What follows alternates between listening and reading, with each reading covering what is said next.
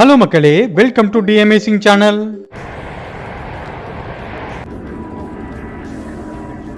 விமானங்கள் பொதுவா பிரம்மாண்டமாகவும் பெருசாகவும் இருக்கும். அப்படிப்பட்ட விமானங்கள்ல பயணிக்கிறது பல பேத்தோட கனவாவே இருந்துட்டு வருது. உலகத்துல மொத்தமா 28,400 பேசஞ்சர் பிளைட்ஸ் இருக்கு. அதுல ஒவ்வொரு நாளும் 1.5 கோடி மக்கள் டிராவல் பண்றாங்க. அப்படி பயணிக்கிற பயணிகளை கவரும் விதமா பல லக்ஸுரியான விஷயங்களை விமான கம்பெனிகள் ஆட் பண்ணிட்டே வராங்க. அதனால அந்த விமானத்தோட சைஸும் அதிகமாகிட்டே போகுது. இந்த வீடியோல உலகத்துல இருக்கிற ரொம்பவுமே பிரம்மாண்டமான பெரிதான 10 பயணிகள் விமானத்தை பத்தி தான் பார்க்க போறோம். இந்த வீடியோ உங்களை ரொம்பவே ஆச்சரியப்படுத்த போகுது. சோ வீடியோவை கடைசி வரைக்கும் ஸ்கிப் பண்ணாம பாருங்க. வீடியோ பிடிச்சிருந்தா மறக்காம லைக் பண்ணுங்க, உங்க ஃப்ரெண்ட்ஸுக்கும் ஷேர் பண்ணுங்க. வீடியோ பார்க்கறதுக்கு முன்னாடி நம்ம சேனலை சப்ஸ்கிரைப் பண்ணாதவங்க மறக்காம சப்ஸ்கிரைப் பண்ணி பக்கத்துல இருக்கிற பெல் ஐகானையும் கிளிக் பண்ணுங்க. அப்பதான் நான் போடுற வீடியோ உடனே உங்களுக்கு கிடைக்கும். ஏர்பஸ் A380-800 வானத்துல பறக்கிற மிகப்பெரிய ராட்சசன் அழைக்கப்படுற இந்த ஏர்பஸ் A380-800 தான் உலகத்திலேயே இருக்கிற மிகப்பெரிய பேசஞ்சர் பிளைட்டா இருக்கு. ஏன்னா பேசஞ்சர் பிளைட்லயே அதிக லென்த்தோடையும் அதிக விங் ஸ்பேனோடையும் இருக்கிற பிளைட் இது மட்டும் தான். இந்த பிளைட்டோட டோட்டல் விங் ஸ்பேன் பாத்தீங்கன்னா 261 அடி. உலகத்திலேயே மிகப்பெரிய விங் ஸ்பேனை கொண்ட ஒரு பேசஞ்சர் பிளைட்டா இது இருக்குது. இது ஒரு டபுள் டெக்கர் பிளைட். இந்த பிளைட்ல மொத்தம் 3 கிளாஸ் இருக்கு. இந்த பிளைட்ல அனைத்து விதமான வசதிகளும் இருக்கு. பார்ல இருந்து ரெஸ்டாரண்ட் வரைக்கும் இந்த பிளைட்ல பலவிதமான லக்ஸுரியான விஷயங்களை ஏர்பஸ் ஆட் பண்ணிருக்காங்க.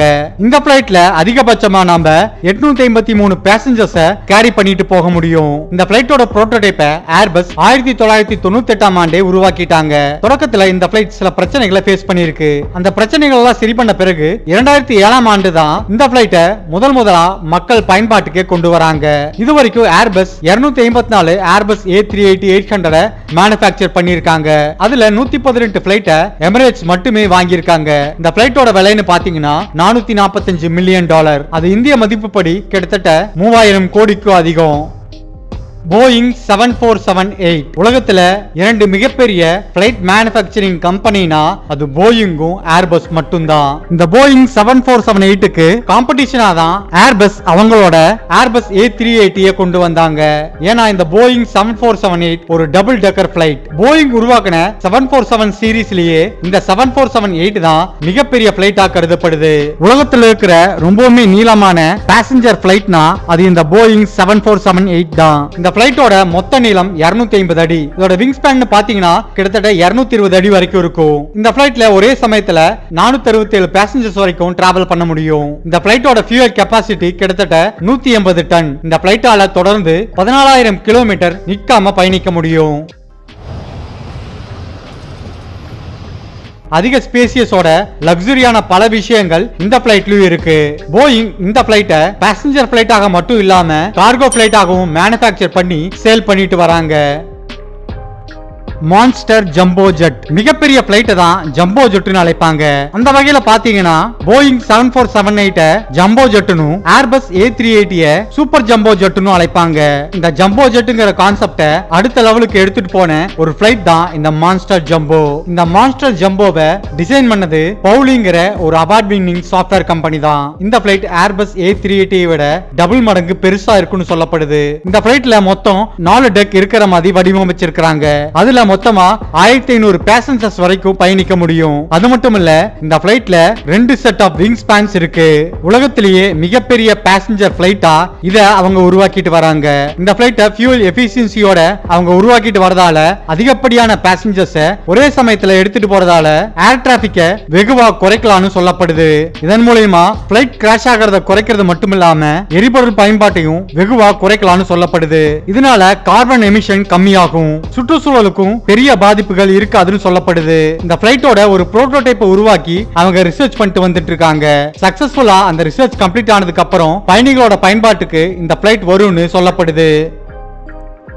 ஆண்டனோவ் AN-225 மரியா உலகத்திலேயே மிகப்பெரிய பிளைட்னா அது இந்த ஆண்டனோவ் AN-225 மரியா தான். இந்த பிளைட்டை முதலா ஆண்டனோவ் நிறுவனம் 1988ஆம் ஆண்டு தான் பயன்பாட்டுக்கு கொண்டு வராங்க.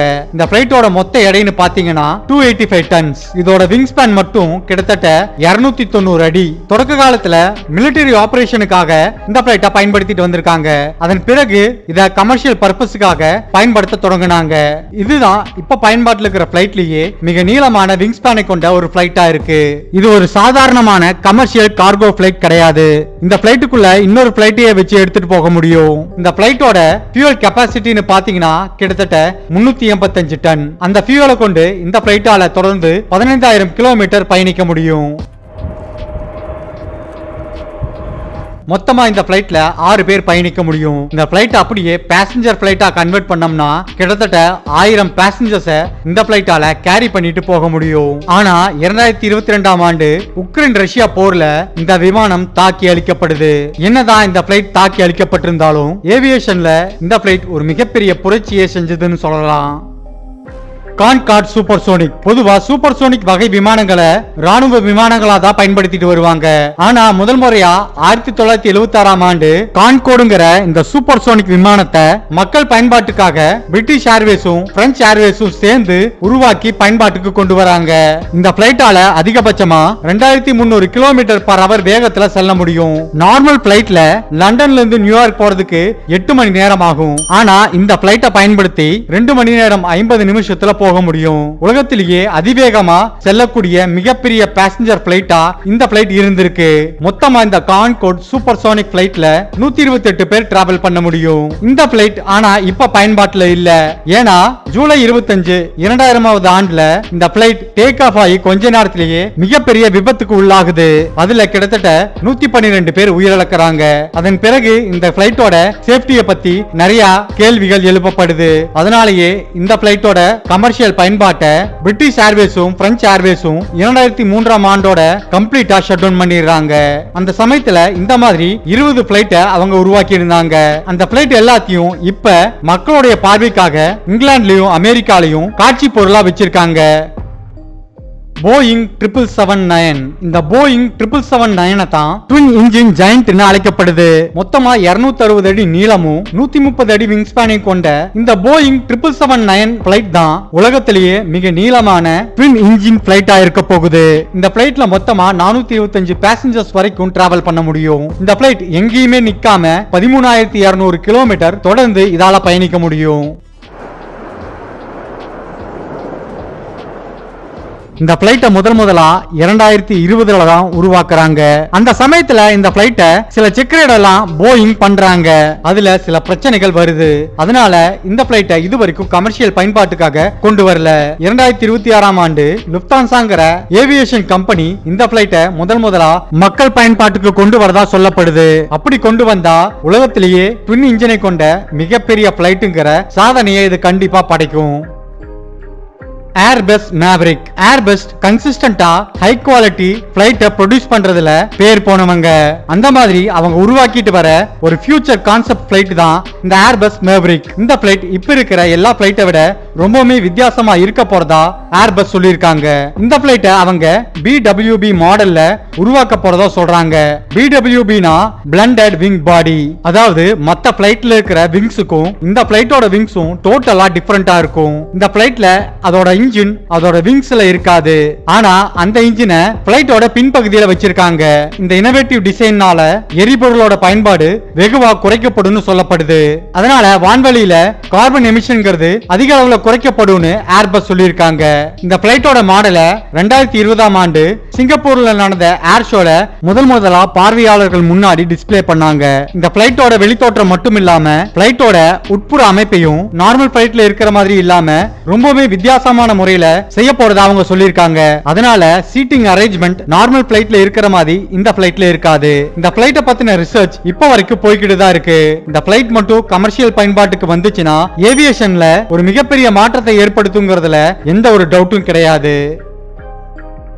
ஏர்பஸ் A340-600 மிக நீண்ட தூரம் பயணிக்கிறதுக்காக முதலா உருவாக்கப்பட்ட ஏர்பஸோட பிளைட் தான் இந்த ஏர்பஸ் 340-600. இந்த பிளைட்டை மக்கள் பயன்பாட்டுக்காக ஏர்பஸ் ஏப்ரல் 2001ஆம் ஆண்டு கொண்டு வராங்க. இந்த பிளைட்டை லாங் டிராவலுக்காக உருவாக்கி இருக்காங்க. தொடர்ந்து இந்த பிளைட்டால 14,500 கிலோமீட்டர் பயணிக்க முடியும். இந்த பிளைட்ல மொத்தமா 4 ரோல்ஸ் ராய்ஸ் டிரான்ஸ் 500 என்ஜினை பொருத்தி இருக்காங்க. டோட்டலா இந்த பிளைட்ல 370 பேசஞ்சர்ஸ் வரைக்கும் பயணம் பண்ண முடியும். ஒரு காலத்துல உலகத்திலேயே மிக நீளமான பிளைட்டா இந்த ஏர்பஸ் A340-600 இருந்திருக்கு. இந்த பிளைட்டோட மொத்த நீளம்னு பாத்தீங்கன்னா 247 அடி. 4 என்ஜினை கொண்ட முதல் ஏர்கிராப்டா இந்த ஏர்பஸ் A340-600 தான் இருந்திருக்கு. அதனால உலகத்துல இருக்கிற கனெக்ட் பண்ணவே முடியாதுன்னு இருந்த பல ஏரியாஸ இந்த பிளைட்டை கொண்டு கனெக்ட் பண்ணாங்க. ஆனா ஏர்பஸ் A350 அந்த கம்பெனி லான்ச் பண்ணதுக்கு அப்புறம் இந்த ஏர்பஸ் A340-600 ப்ரொடக்ஷனை கம்ப்ளீட்டா நிறுத்திட்டாங்க. ஆனா இப்பவும் லுப்தான்சா, டெல்டா போன்ற ஏவியேஷன் கம்பெனிஸ் இந்த பிளைட்டை பயன்பாட்டுல வச்சிருக்காங்க.